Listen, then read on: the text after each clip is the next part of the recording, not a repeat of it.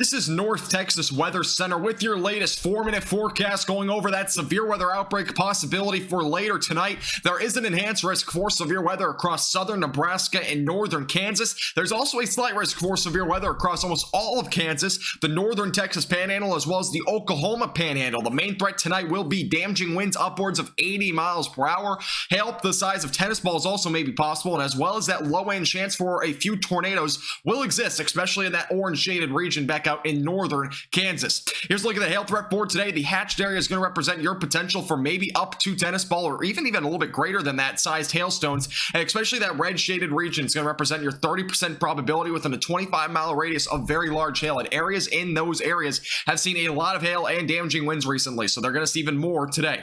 Tornado outlook for today as well. You can see that that brown shaded region representing a low-end chance for tornado threat. There's also a very low threat across the far northern portions of the Texas Panhandle into a lot of Kansas, and as well as Nebraska and eastern Colorado is also included in that threat. Here's a look at that timing for today, 6 to 7 o'clock. Some showers and storms will begin to develop near Colby. Again, these storms, anything that's discrete, will produce the greatest threat for very large hail and also a tornado threat. Eventually by 8 o'clock, you can see those storms, only a couple of them are going to be moving off to the east, right along the Nebraska and Kansas line. Again, that's where we're going to see that greatest tornado threat anyways tonight. By 9 o'clock, you can see a line of storms will start to develop out in southern Nebraska. By 10 to 11 o'clock, we'll have basically a line of storms develop. Now, the main threat with this would likely be damaging winds with an isolated embedded tornado may be possible as well. By midnight to 1 in the morning, those storms move down to the south. By 3 to 4, 5 in the morning, all of those storms are now down into southern portions of Kansas and eventually in northern Oklahoma. Let's take a look at the future radar over in Oklahoma. By 10 to 11 o'clock, you can see some showers and storms back out near the Panhandle. Now, any of those storms will likely just produce large hail.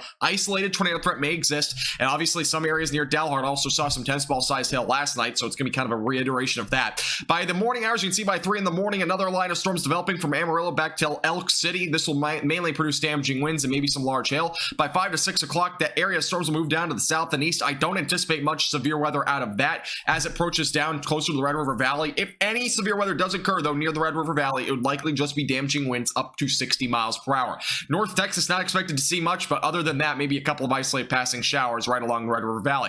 There's another chance for severe weather heading into tomorrow, and there's currently a marginal threat for those in the Texas Panhandle. The main threat's going to be probably just some damaging winds and large hail out that way, and we have a potential for another severe weather outbreak on Thursday. As of right now, a slight risk of severe weather exists through central and southern Nebraska into far eastern Colorado. Almost all of Kansas is included in this, and also northern and central Oklahoma. I will likely go live, by the way, on Thursday, and as well as tonight, by the way, for that severe weather. Make sure you turn on post notifications down below and hit that subscribe button as well.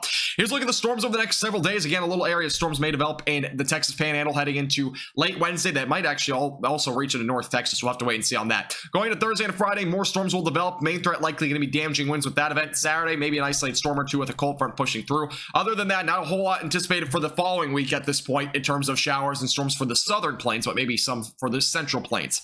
Temperatures this morning, we're waking up across the area in the mid-70s across North Texas. By this afternoon, many of us are going to be in the mid to upper 90s, low 100s back out in central Texas. By the way, look at Oklahoma. Only 83 up in Childress, by the way, in Texas, but you can see Oklahoma much cooler up that way. A lot of them will only be in the low to mid 80s. A lot of those areas actually going to be in the 70s this afternoon. Temperatures, by the way, tomorrow morning will be waking up in the mid 70s, very similar to today. Temperatures by tomorrow afternoon, many of us in the mid to upper 90s and closer to 100 in a few spots. Here's your latest DFW 7-day forecast, and as of right now, temperatures are going to be very hot over the next several days. Friday might not be nearly as close to 100 as originally forecasted, but Saturday may, so just keep that in mind. It looks like we'll have a 100-degree day possibly coming up over the next several days, but other than that, very limited to zero storm chances really exist over the next 7 to 10 days. This forecast is brought to you by Platinum Contracting, All Dents Repair, and Patriot Safe Rooms.